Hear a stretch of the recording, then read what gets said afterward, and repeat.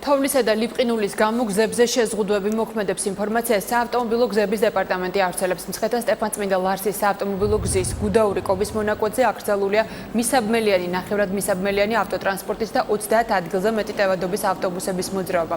დანარჩენი სახის ავტოტრანსპორტის გადაადგილება ნებადართულია. ადგილზე მობილიზებულია ყველა საჭირო ტექნიკა და გზის გაწმენდითი სამუშაოები ინტენსიურ რეჟიმში მიმდინარეობს. შექმნილი კლიმატური პირობებიდან გამომდინარე ამ ეტაპზე დაწესებულია შეზღუდვები გუდაური კობის მონაკვეთზე, სადაც ამ ეტაპზე აკრძალულია მისაბმელიანი ავტოტრანსპორტის მოძრაობა.